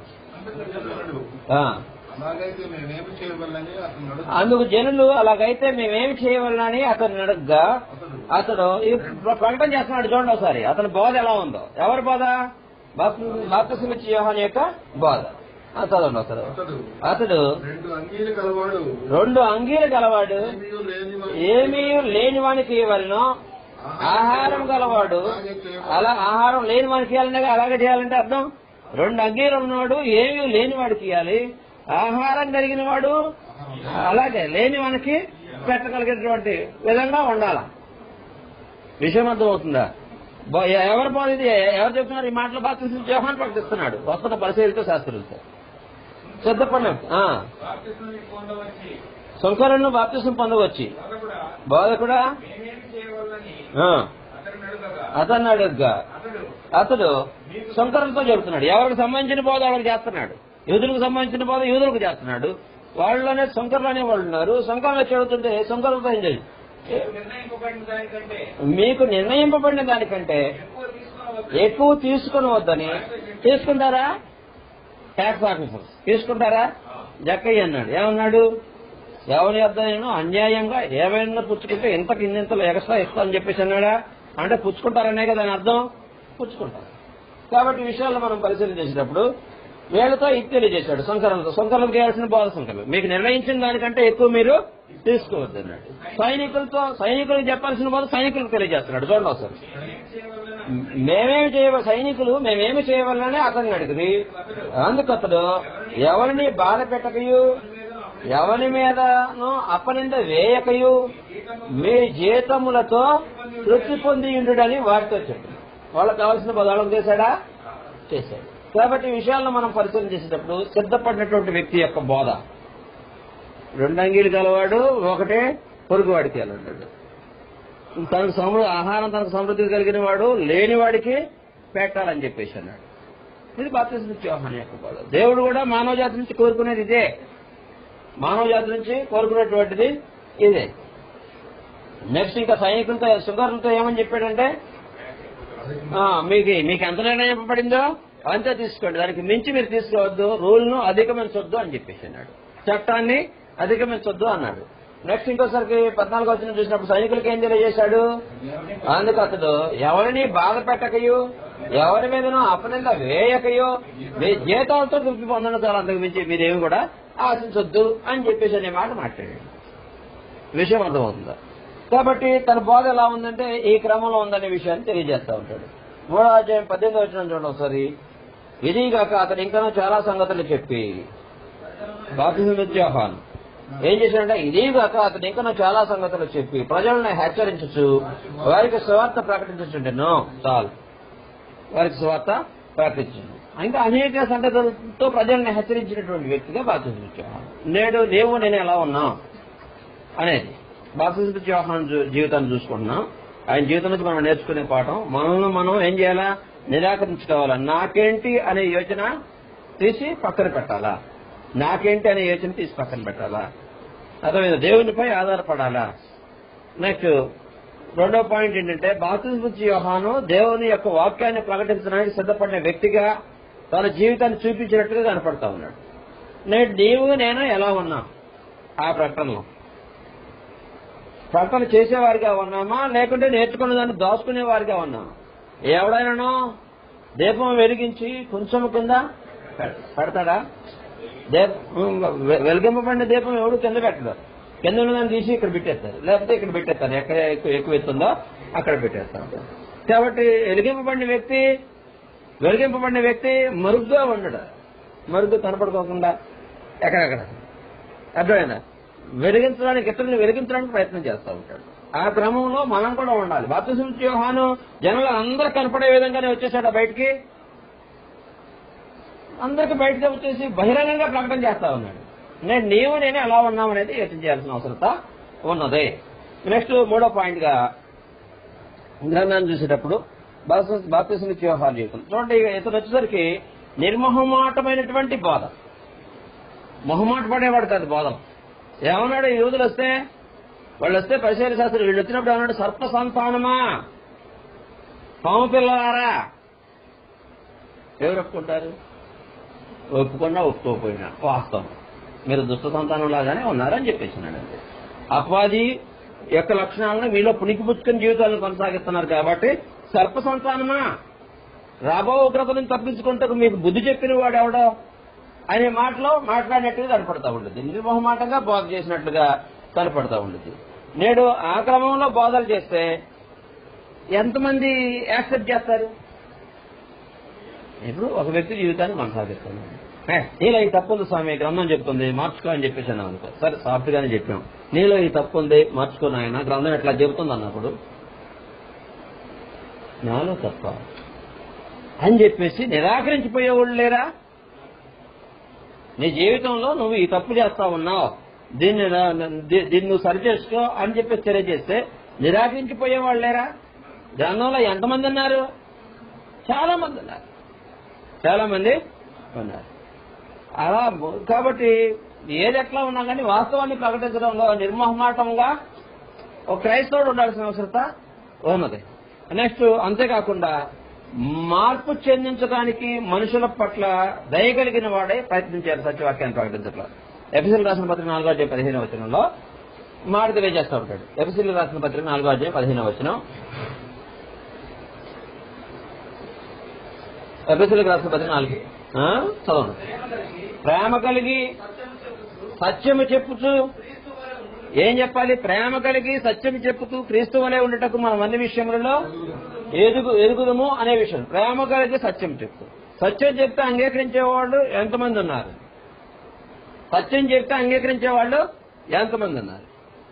ఉన్నారా లేరా? అంగీకరించకుండా తిరస్కరించే వాళ్ళు ఉన్నారా? ఉన్నారు.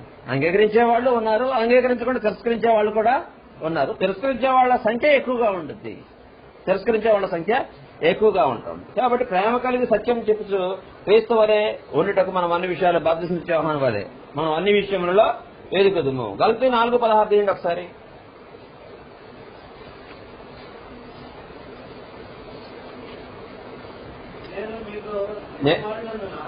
కాబట్టి సత్యం చెప్పాడంట. సత్యం చెప్పినందుకు సత్యం అయిపోతున్నానా అన్నట్టు మాట. నేను మీతో నిజమాడినందున మీకు శత్రువునైతున్నా, నేను మీతో నిజమాడినందున మీకు శత్రువునైతున్నా అన్నాడు గల్తీలతో. అవుతారా శత్రువులు అవుతారా? నిజమాడినందుకు శత్రువులు అవుతారా? వాస్తవం ప్రకటిస్తే శత్రువులు అవుతారా? శత్రువులు అవుతారు. ఎందుకు ఆశ ఉన్నాడు, మనం అనేక మార్లు చెప్పుకున్నాం. రాజైన ఆశ తప్పిదం చేశాడు, ప్రవక్త వెళ్ళి చెప్పేశాడు, బాబు నువ్వు చేసిన తప్పు, దేవుడు నీ పట్ల ఎట్లా ఉన్నాడంటే ముందు ఈయన తీసుకెళ్లి లోపలే ఉంటాడు. ఎవరిని తీసుకెళ్లి? ప్రవక్తను తీసుకెళ్లేసి లోపల పెట్టాడు ఆశ రాజైన ఆశ. అట్లా చేసిన వాళ్ళు ఎంతమంది ఉన్నారు? చాలా మంది ఉన్నారు. యోషియా ఉన్నాడు, అంటే యోషియా సారీ యోవాష్, రాజైన యోవాష్ సహా ఒక ప్రవక్త, దేవుని సేవకుడు వాస్తవాన్ని తెలియజేసినందుకు లోపల ఆవరణం లోపల రాళ్లతో కొట్టించి చంపించేశాడు. జకర్యాని రాళ్లతో కొట్టించి చంపించేశాడు. వాస్తవం ప్రకటించినందుకే, మరేం చేసినందుకు కాదు. ఇర్మియాని ఏం చేశారు? సత్యమే చెప్పాడు ఇర్మియాని ఏం చేశారు? బుర్ర కలిగినటువంటి ఊపిలో పడేశారు, గోతిలో వేసేసి అందుట్లో ఉంచేశారు. ఎండిపోయిన అప్పాలు ఇచ్చేవాడు తింటానికి. అర్థమైందా? ఎవరికే? ఇర్మియాకి. 40 సంవత్సరాలు ప్రకటన చేశాడు. ప్రేమ కలిగి సత్యం చెప్తున్నప్పుడు నేను ఎలా ఉన్నావు, నీ విషయంలో నా విషయంలో సత్యం ప్రకటించబడుతున్నప్పుడు దాన్ని ఎలా ఉన్నాం, యాక్సెప్ట్ చేసేవాళ్ళుగా ఉన్నాము అనేది యోచన చేయాల్సిన అవసరం ఉన్నది. నెక్స్ట్, సత్యం చెప్పాల్సిన బాధ్యత ఉందా? సత్యం చెప్పాల్సింది. బాప్తిస్మ యోహాను వల్ల సత్యాన్ని ప్రకటించాల్సిన బాధ్యత ఉన్నది. నెక్స్ట్ ఇంకా చూసినప్పుడు అక్కడ గల్తీ 6:1 ఈ మాట అంటాడు, వాళ్ళ మధ్యలో చాలా మంది కనపడతా ఉంటారు, దారి చెప్పిపోయినట్టు. సహోదరులారా, ఒకడు ఏ తప్పిదములోనైనా చిక్కుకొని ఎడలా ఆత్మ సంబంధులైన మీలో ప్రతివాడు తాను శోధింపబడుతునేమో అని తన విషయమే చూసుకోవచ్చు,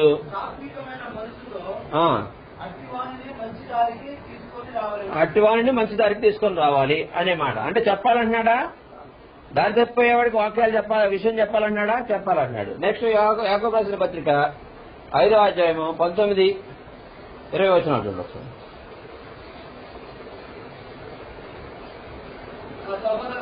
నా సహోదరులారా, మీలో ఎవడైనను సత్యం నుండి తొలగిపోయినప్పుడు మరి ఒకడు అతనిని సత్యమునకు మరలించిన ఎడల పాపిని వాని తప్పు మార్గం నుండి మళ్లించువాడు మరణం నుండి ఒక ఆత్మను రక్షించి అనేక పాపములు తప్పివేయనని. కాబట్టి ఏం చేయాలంట? దారి తప్పిపోయే వాళ్ళనే ప్రకటించాలి, ప్రకటించి దారిలోకి తీసుకురావాల్సిన అవసరత ఉన్నది. అది బాధ్యతగా తీసుకోవాల్సిన అవసరత. ఇప్పుడు బాప్తిస్మ యోహాను కూడా దారి తప్పిపోతున్న వాళ్ళని ఏం చేశాడు? క్రమంలోనికి రప్పించడానికి, ప్రభువైన యేసు వైపు తిప్పడానికి. దాని గురించి చెప్పింది ఏంటంటే, తండ్రుల మనసులు పిల్లల వైపుకును, పిల్లల మనసులు తండ్రుల వైపుకును తిప్పేవాడు ఆయన అని చెప్పేసి మాట మాట్లాడాడు. నెక్స్ట్, బాప్తిస్మ యోహాను జీవితం నేను 5 minutes లో ముగించేస్తాను. నెక్స్ట్, అనుమానం గల అరణ్యంలో విశ్వసించు అన్న కేక. ఏం చేశాడంటే, జనాలందరూ మెస్సియా గురించి ఎదురు చూస్తూ ఉన్నారు. మెస్సియా ఎవరు అనేటువంటి అనుమానంతో ఉన్నారు. వస్తున్నాడా, వచ్చాడా, లేకపోతే ఎవరైనా అనేటువంటి అనుమానంతో ఉన్నారు. అటువంటి అనుమానం గల అరణ్యంలో ఇదిగో ఈయనే ప్రభువైన యేసు, విశ్వసించండి అని చెప్పినటువంటి ఒక కేకగా ఆయన ఉన్నాడు. అనుమానం గల అరణ్యంలో విశ్వసించు అన్న కేకగా బాప్తిస్మ యోహాను అన్నట్టుగా మనకు కనపడుతుంది. యోహాను సువార్త 1వ అధ్యాయం 29వ వచనం మనం చూసినప్పుడు ఈ విషయాలు కనపడుతూ ఉంటాయి. మరునాడు యోహాను యేసు తన యొద్దకు రాగా చూచి, ఇదిగో లోక పాపములను మోసుకొని పోవు దేవుని గొర్రెపిల్ల, నా వెనుక ఒక మనుషుడు వచ్చున్నాడు, ఆయన నాకంటే ప్రముఖుడు కనుక నాకంటే ముందుటి వాడు ఆయన. నేను ఎవరిని గురించి చెప్తున్నాను? ఆయనే ఈయన అని ఎవరిని గురించి చెప్తున్నాడు? యేసుని గురించి, ప్రభు యేసుని గురించి చెప్తున్నాడు. ఇదిగో లోక పాపములను మోసుకొని పోవు దేవుని గొర్రెపిల్ల అని ఎవరి వైపు చూపించి మాట్లాడుతున్నాడు? ప్రభు యేసు వైపు చూపించేసి, ఇదిగో నమ్ము, ఇదిగో విశ్వసించు అన్నట్టుగా ప్రకటించే ఒక గొప్ప ప్రకటన ఎవరు చేశారు? బాప్తిస్మ యోహాను చేసినట్లుగా మనం గమనించవచ్చు. ఇంకా చదవండి అక్కడి నుంచి. నేను ఆయనను ఎరుగనైతిని గాని ఆయన ఇశ్రాయేలుకు ప్రత్యక్షమగుటకు నేను నేలలో బాప్తిసం ఇచ్చుచూ వచ్చిందని చెప్పిను. మరియు యోహాను సాక్ష్యం ఇచ్చుచు ఆత్మ పావురం వల్ల ఆకాశం నుండి దిగవచ్చుట చూసిని. ఆ ఆత్మ ఆయన మీద నిలిచెను. నేను ఆయనను ఎరుగనైతిని గాని నేలలో బాప్తిసం ఇచ్చుటకు నన్ను పంపినవాడు నీవెవరి మీద ఆత్మ దిగి వచ్చి నిలుచుట చూతువో ఆయనే పరిశుద్ధాత్మతో బాప్తిసం ఇచ్చేవాడని నాతో చెప్పను. ఈయనే దేవుని కుమారుడని నేను తెలుసుకుని సాక్ష్యం ఇచ్చింది నేను. ఈయనే లోక పాపాలను మోసుకొని పోయిన గొరికల్లా అని ప్రభు అయిన యేసు వైపు చూపించి, వాస్తవానికి అప్పటికి జనాలందరూ ఈయన పొగుడుతా ఉన్నారు. ఎవరిని? బాప్తిసం యోహాను వైపు దృష్టి పెడతా ఉన్నారు. ఈయనేమో నేనేపాటి వాడిని, ఆయన అర్థమైనా అదిగో ఆయన అని చెప్పేసి ఎవరైపు చూపిస్తున్నాడు? అనుమానంతో ఉన్నటువంటి లోకంలో విశ్వసించుకున్నటువంటి ఒక గొప్ప కేక. ఇదిగో ప్రభు అయిన యేసు లోక పాపాలను మోసుకెళ్ళి ఆయన ఈయనే, లోక పాపాలను మోసుకెళ్ళి దేవుని కొరికెళ్ళి ఈయనే. ఈయనపై ఎందుకే పరిశుద్ధాత్మ దిగి వచ్చి నేను చూచా, ఈయనే ఆయన, ఈయనే దేవుని కుమారుడు అని చెప్పేసి ప్రకటించిన గొప్ప కేక. ఎవరైనా బాప్తిసం యోహాను. ఇలా ఉంది ఆయన జీవితం.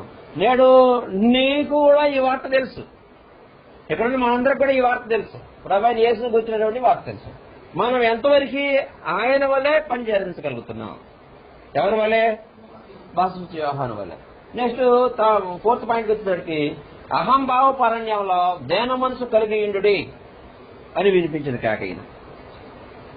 ఎప్పటికీ లోకంలో ఏముంటుందంటే అహంభావం ఉంటా ఉండదు. లోకం అంతా కూడా దేంతో నిండి ఉందంటే అహంభావంతో నిండి ఉంది. ఎక్కడెక్కడ పోల్చుకొని నేనెంత గొప్ప వాళ్ళు నాకంటే గొప్ప అనేటువంటి యోచన చేసే ఒక యోచనతో లోకమంతా నిండిపోయి ఉంటుంది.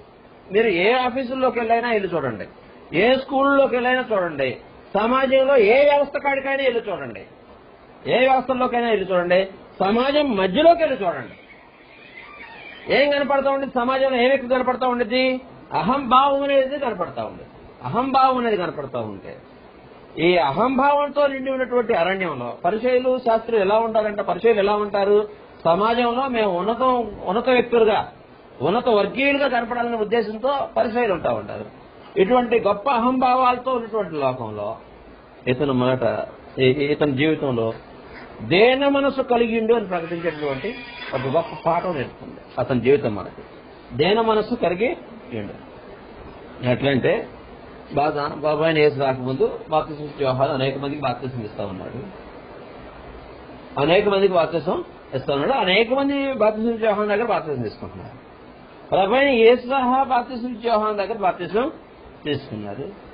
కొంతకాలానికి యోహాను శిష్యుడికి ప్రభు అయిన యేసు శిష్యుడికి ఒక గలిబిలి వచ్చింది, గొడవ వచ్చేటప్పటికి ఒక విషయం శుద్ధీకరణాచారం మీద ఒక డిస్కషన్ వచ్చి యోహాను శిష్యుడు వచ్చేసి, ఇప్పుడు మనం బాప్తిసం ఆయన అవతల చాలా మందికి బాప్తిసం ఇస్తున్నాడు.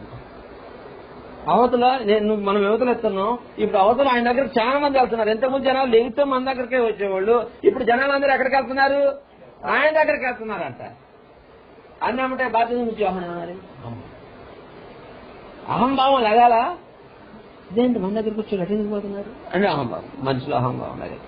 ఓ నిలబడి పెళ్లి కుమారుని స్వరం వినవాడు నేను స్నేహితుడు సంతోషిస్తాడు. నేనైతే యేసును కాదు, నేను యేసునని మీరు అనుకోవద్దు. అర్థమైందా? నేను ఆయన చెప్పు కూర్చోండి, ఒకసారి చూద్దాం, ఆ విషయాలు కూడా పరిచయం చేద్దాం. యోహాను సువార్త 3వ అధ్యాయం చూడండి ఒకసారి. యోహాను సువార్త 3వ అధ్యాయం కండి. అహంభావ అరణ్యంలో దేన మనసు కలిగి ఉండు అనేటువంటి ఒక ప్రకటన 24 నుంచి చదవండి. యోహాను ఇంకనో చెరసాలలో వేయబడి ఉండలేదు. 25వ వచనం. శుద్ధీకరణాచారమును గురించి యోహాను శిష్యులకు ఒక యూదునితో వివాదం పుట్టిన గనుక వారు యోహాను వద్దకు వచ్చి, యూదులతో అంటే యేసు శిష్యులు కాదు, యూదునితో వచ్చింది గనుక వారు యోహాను వద్దకు వచ్చి, బోధకుడా, ఎవడు యోర్దానుకు అవతల నీతో కూడా ఉండినో నీవెవరి గురించి సాక్ష్యం ఇచ్చుతో ఇదిగో ఆయన బాప్తిసం ఇస్తున్నాడు, అందరూ ఆయన యొక్కకి వచ్చుతున్నారా ఇంతకుముందు మన దగ్గరకు వచ్చి ఇప్పుడు జనాలందరూ ఎక్కడికి వెళ్తున్నారు, ఆయన దగ్గరికి వెళ్తున్నారని చెప్పి. అదొక యోహాను ఎట్లాను తనకు పరలోకం నుండి అనుగ్రహింపబడితేనే గాని ఎవడును ఏమియో పొందనారు. ఆయన బాప్తిసం ఇస్తున్నారు, జనాలందరూ ఎక్కడికి వెళ్తున్నారంటే పరలోకం నుండి అనుగ్రహించబడితేనే గాని ఎవడయు ఏమియో పొందనారు. నేను క్రీస్తును కాననియు ఆయన కంటే ముందుగా పంపబడిన వాడినే అనియు చెప్పినట్టు మీరే నాకు సాక్షులు గుర్తుంచుకోండి. మాట చెప్తున్నాడు అంటున్నాడు. కానీ శిష్యులతో చదువు, నేను క్రీస్తును కాననియు, అర్థమైందా?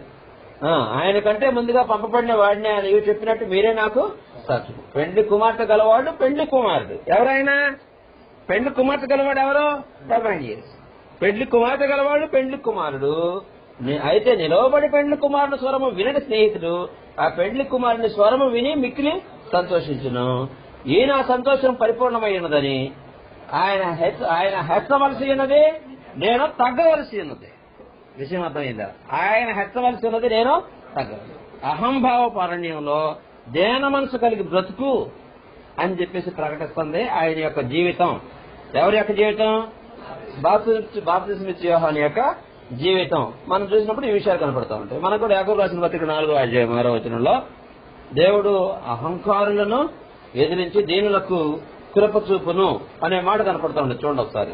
కాబట్టి నేడు క్రైస్తవులమైన మనం కూడా ఏం కలిగి బతకాలి? యాకోబు రాసిన పత్రిక 4వ అధ్యాయం 6వ వచనం. అందుచేత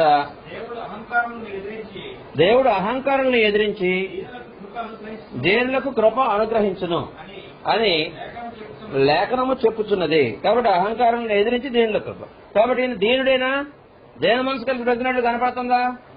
గొప్పగా ఉంది. కాబట్టి బాప్తిసం ఇచ్చే యోహాను యొక్క జీవితం ఇది. నెక్స్ట్ బాప్తిసం ఇచ్చే యోహాను యొక్క జీవితంలో ఈ ఒక మాట చూడండి. పిరికితనం గల లోకంలో ధైర్యవంతులై ఉండండి. పిరికితనం గల లోకంలో ధైర్యవంతులై ఉండండి. మోడీగా తప్పు చేస్తున్నాడు అనుకో, మోడీ ముందుకు సామాన్య మానవుడు వెళ్ళి ధైర్యంగా నువ్వు ఈ తప్పు చేస్తున్నావు, ఏంటి నీ వ్యవహారం అని చెప్పేసి చెప్పగలడా? అంత దీనికి ఒక ఎమ్మెల్యే దగ్గరికి వెళ్ళి చెప్పగలడా? ఒక ఎమ్మెల్యే ముందుకెళ్ళి చెప్పగలడా? చెప్పలేదు. ఎమ్మెల్యే ముందు కూడా వెళ్ళి చెప్పలేం కదా. ఎందుకు ఊరు సర్పంచ్ ముందుకెళ్ళి చెప్పగలరా? చెప్పలేదు. అంటే ఏముంటుంది మనుషుల్లో? పిలుస్తాను. ఎందుకు ఇద్దాం? బాప్తిసం ఇచ్చే యోహాను యొక్క బోధ అలా లేదు. బాప్తిసం ఇచ్చే యోహాను యొక్క బోధ అలా లేదు. అర్థమైందా? చతుర్థాధిపతి అయిన హేరోదు ముందుకెళ్ళి హేరోద్తో పాటు ఏం చేస్తున్నావు? నువ్వు తప్పు చేస్తున్నావు, నీ సోదరుని భార్య నువ్వు ఉంచుకున్నావు, తప్పది, జాగ్రత్త సుమి అని చెప్పేసి ఎవరి ముందు ప్రకటిస్తారంటే హేరోదు ముందు. అర్థమైందా? చూడండి ఒకసారి పరిశీలన చేద్దాం. లూకా సువార్త 3వ అధ్యాయం 18వ వచనం చూడండి. నేడు సువార్తికులు సహా ఈ క్రమంలో ఉండాలి. సువార్త ప్రకటించే వాళ్ళు కూడా ఈ ధైర్యం కలిగిన వాడై ఉండాలి. 3వ అధ్యాయం. చతుర్థాధిపతి అయిన హేరోదు చేసిన సకల దుష్కార్యముల నిమిత్తమును అతని సోదరుని భార్య అయిన హేరోదియ నిమిత్తమును యోహాను అతనిని గర్జించినందుకు అది వరకు తాను చేసినవన్నీ చాలా అన్నట్టు అతడు యోహాను చెరసాలలో వేయించను. ఇదే ఇంకా మత్తయి సువార్త 14వ అధ్యాయం 3-4 వచనాలు చూడండి ఒకసారి.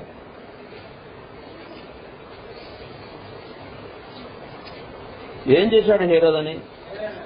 ఏలయనగా నీవు నీ సోదరుడైన ఫిలిప్పు భార్యకు హెరోదియను ఉంచుకొనుట న్యాయం కాదని యోహాను చెప్పగా, ఏ యోహాను? బాప్తిసం యోహాను చెప్పగా హేరోదు ఆమె నిమిత్తము యోహాను పట్టుకుని బంధించి చెరసాలలో వేయించి ఎండెను. ఆగాడు ఆ మనిషి, నిర్మోహమాటంగా తెలియజేశాడు వార్తను. తప్పు జరుగుతుంటే తప్పును ఖండిస్తుంది. హేరోదు అధికారే, గొప్ప అధికారి. హేరోదు ముందు మాట్లాడడానికి ధైర్యం చాలేదు కాదు. ఈ ప్రవక్త మాత్రం ఆగనే ఆగ. ఎందుకంటే హేరోద్తో మంచి చేసుకొని హేరోద్ దగ్గర నుంచి మనం పొందుకుందామని ఆ యోచన చేయలేం. ఏం తెలియజేయాలో తెలియజేసేసాడు. కాబట్టి ఒక సువార్థికుడికి ఉండాల్సిన లక్షణాలు. సువార్థికులుగా ఎదిగేటువంటి వాళ్ళు స్థానిక సంఘంలో ఉన్నారు. లేదు ఒక క్రైస్తవుడికి ఉండాల్సిన లక్షణం ఇది ఒకటి. ఏంటది? నీ బోధ ధైర్యంగా ఉండాలి. ధైర్యంగా లేకపోతే ఎట్లుందంటే పిరికితనం గల వైద్యుడు, సరే పిరికితనం గల శస్త్రచికిత్స చేసే వైద్యం బాగా నేర్చుకున్నాడంట, కానీ పిరికితనం ఉందంట. అతని వల్ల ఏ ప్రయోజనం ఉండదు. చదువైతే ఎంఎస్ చదివాడు, సర్జన్ చదివాడు. కానీ సర్జరీ చేయాలంటే భయం అంట ఆయనకి. ఏంటి ఉపయోగం ఆయన వల్ల? ఏమన్నా ఉపయోగం ఉంటుందా? ఇప్పుడు ఉన్నదున్నట్టుగా ఖండించాల్సిన పరిస్థితి వచ్చేటప్పటికి ఒక సువార్థికుడు అంత ధైర్యంగా లేకపోతే ప్రయోజనం ఏమీ ఉండదు. కాబట్టి గ్రంథం ఏం చెబుతుందంటే నిర్మోహమాటంగా సాత్వికంతో తెలియజేయ దారి తప్పుతున్న వాడి వల్ల, కానీ తప్పిదాల కాడొచ్చేటప్పటికి నిర్మోహమాటంగా సత్యాన్ని ప్రకటించడానికి, హెచ్చరించడానికి ప్రయత్నం చేయాల్సిన బాధ్యత ఉన్నది. బాప్తిస్మ ఇచ్చే యోహాను యొక్క జీవితం మనకు ఏమైనా తెలుస్తుందా? ఏమనుందా ఆయన జీవితంలో మనకు నేర్పేది ఏమనుందా పాఠం? ఏం నేర్పుతుంది? లోలత గల అరణ్యంలో నిన్ను నీవు నిరాకరించు. మొత్తం నా పరిస్థితి ఏంటి, నేనేంటి అనే యోచనే చేయకో, మానుకో. నిన్ను నీవు నిరాకరించు, నిజ జీవమే నీ లక్ష్యంగా పెట్టుకోనట. నెక్స్ట్ ఇంకేంటి? శబ్దము అంటే ప్రకటన. సత్యవాక్యాన్ని ప్రకటించడానికి సిద్ధపడేటువంటి మనసు, సత్యవాక్యాన్ని ప్రకటించడానికి సిద్ధపడేటువంటి వ్యక్తిగా ఆయన కనపడుతూ ఉన్నాడు. 3వ పాయింట్లో వచ్చేటప్పటికి అవిశ్వాసం గల లోకంలో, అనుమానంతో ఉన్నటువంటి లోకంలో ఇదిగో విశ్వసించు అని వినిపించినటువంటి ఒక గొప్ప కేక బాప్తిస్మ ఇచ్చు యోహాను. ధైర్యంగా ప్రకటించిన వ్యక్తి. అహంభావపు లోకంలో దేన మనసు కలిగి బ్రతకండి, లోకమంతా అహంభావంతో నిండి ఉంది, నువ్వు దేని మనసుతో బ్రతుకు అని చెప్పేటువంటి ఒక పాఠం ఎవరి జీవితంలో కనపడుతుంది? బాప్తిస్మ యోహాను యొక్క జీవితంలో కనపడుతుంది. నెక్స్ట్ ప్రకటన. సత్యవాక్యం తెలియజేసేటప్పుడు దడియకు, భయపడకు, ధైర్యంతో వాక్యాన్ని ప్రకటించు. రాజుల ముందైనా సరే, గొప్ప గొప్ప వాళ్ళ ముందైనా సరే సత్యాన్ని ప్రకటించాల్సి వచ్చినప్పుడు నిర్మోహమాటంగా ఉన్నది ఉన్నట్లుగా తెలియజేయి అనేది బాప్తిస్మ యోహాను యొక్క జీవితంలో కనపడుతుంది. 5 పాయింట్స్ చెప్పాను నేను. ఈ 5 పాయింట్స్ మన జీవితాల్లో కూడా మనం వర్తింపు చేసుకుని ఆ క్రమంలో జీవితాలను కొనసాగించాలని, బాప్తిస్మ ఇచ్చే యోహాను యొక్క జీవితం మనకు ఒక గొప్ప పాఠంగా ఉంది. ఆ క్రమంలో మన జీవితాలను కొనసాగించాలని మిమ్మల్ని హెచ్చరిస్తూ నేను హెచ్చరించుకోవచ్చు. వాక్యాన్ని ముగిస్తూ ఉన్నాను. ఓపికతో మీ అందరికీ హృదయపూర్వకంగా తెలియజేసుకుంటున్నాను.